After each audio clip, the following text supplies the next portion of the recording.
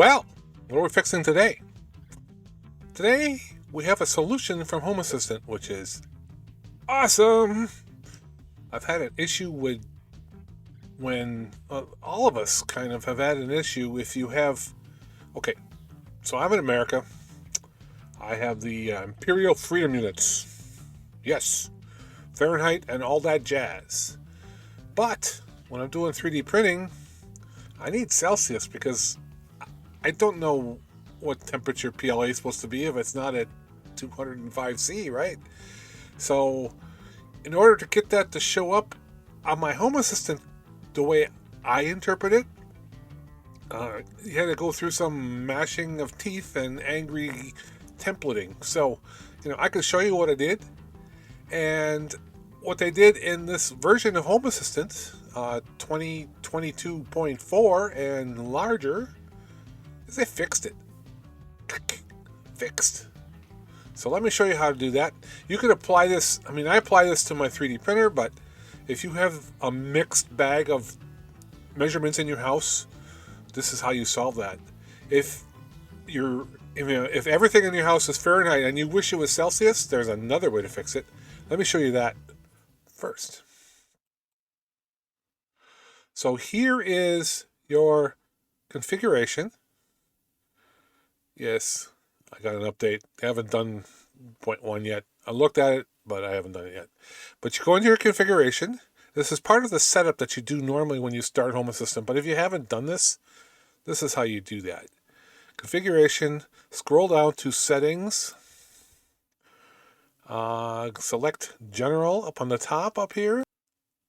And scroll down. And here you have Unit System. Now, being that I'm in Wisconsin, I need Imperial for most things. I don't do Celsius in the house temperature because my wife wouldn't know what to do with it, and I get confused myself a bit. So I'm not like Dr. C's, who's converted the whole house to Celsius, maybe. But I just do Imperial for most of my stuff. But what happens is Home Assistant likes to say, okay, you're doing Imperial. I'm going to convert everything to Imperial. I'm going to be so awesome for you. Whatever, they fixed that. But, if you're metric, you would change this to metric and then save it. I'm leaving it down here. If you can't find these values in the configuration.yaml, there's a place to remove. You have to remove some stuff out of there. If you remove it out of there, it'll load it into here. For me, this is set correctly, and I like it for everything pretty much except my printer. So here's the screen for my printer. Oh, my printer's not on. There's my magic cube.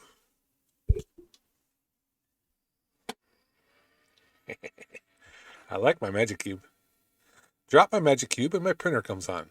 So while that's coming on, you can see right now I have these all converted over to the proper measurements. But what I had before was, if you look in here, here's the bed temperature, the tool temperature, all 5 of these temperatures, and those are repeated down here. I had to create a second sensor so that I could read them all. Now they just pop in and they're all reading just fine. So there is a way to use some of the internal software, the internal settings in YAML to mask temperatures and to convert them, but because these are pulled in through MQTT, it didn't work well. It just didn't. I could convert to units, but I couldn't convert the numbers, and sometimes it would just get confused. So what I ended up doing that was reliable for me was this. Now I had, I think, 8 of these in here, or 6 or 8 of these in here, but I have since pulled them out. But you can see setting the temperature properly so that it works correctly and the availability is right and the state is right and it has a friendly name. In the templates integration is got a lot of gamma code in here, and this is not for everybody. This took me and another guy a long time to figure out. You can see what we're doing here. This is doing the math conversion and changing it to 2 decimal points of that sensor. And then on availability, it looks and says, well, if it's not there, display unavailable. Otherwise, sometimes it was displaying like -17 when it wasn't there. And then you had to set a friendly name and all that, and that would create the sensor called Octoprint. Same thing, except in C. So, and then this is what I would display. But now we can just boom, drop kick that into the vast past, and just ignore it now. I'm going to keep this one in here for reference. If somebody wants to look at this will be in my Home Assistant. And under templates, 3D printer templates. If you can't find it, drop me a message. I can show you where it is if you really want to do this.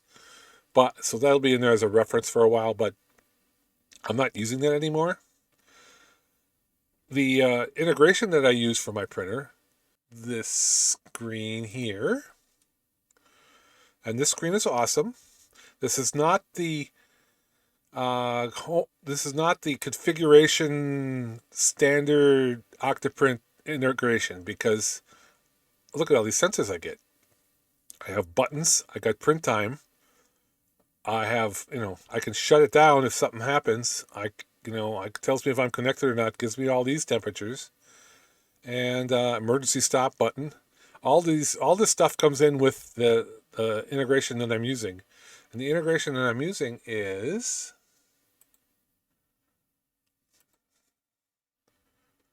let's go over to wrench.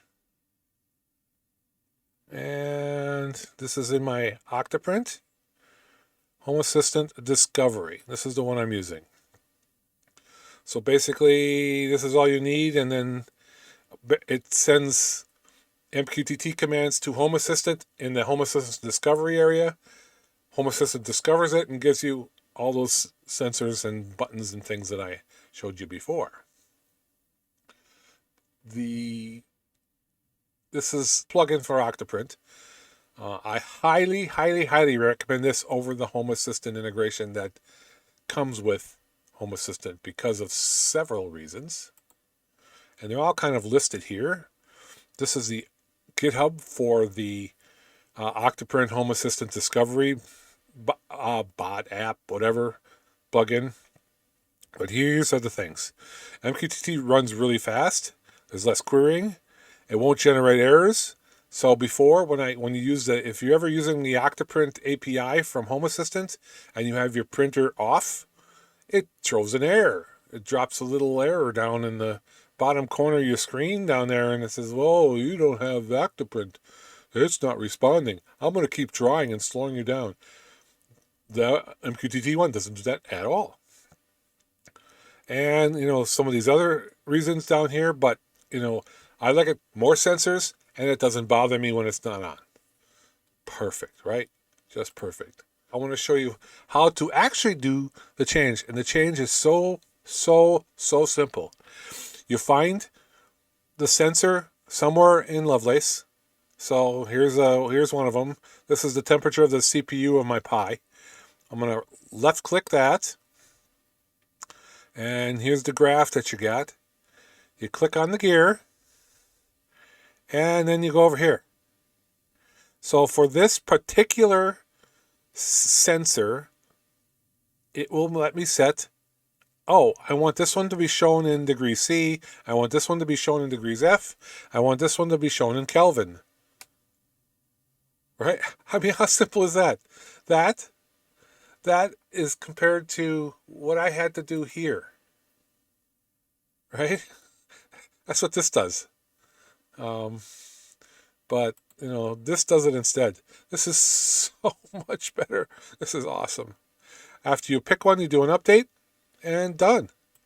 It shows up in the right format. There are other things that show up like that in here, and there are other great things in this version of Home Assistant, but This is what I wanted to highlight. This has made my day. So, short video today. I know that's really odd for me, right? But I wanted to put this out there and get it out to you guys. This is new for 2022.4. Update your system, and where you have problems with your temperatures, and always going forward, if you want individual sensors to have a different, you want Celsius instead of Fahrenheit or Fahrenheit instead of Celsius, just go in there, click, click, easy button, done. That's it for today. Thanks for watching. I hope I've done something to help you out today, and hope I've made you smile instead of cry, because crying is bad. Oh, it's my daughter's birthday tomorrow. So, yep, she's going to be 40. My little daughter is going to be 40, so I have my daughter shirt on. So, there you go. How do you like that? Jenny, if you're watching, happy birthday. Until next time, have fun and keep them conversions straight. Bye-bye.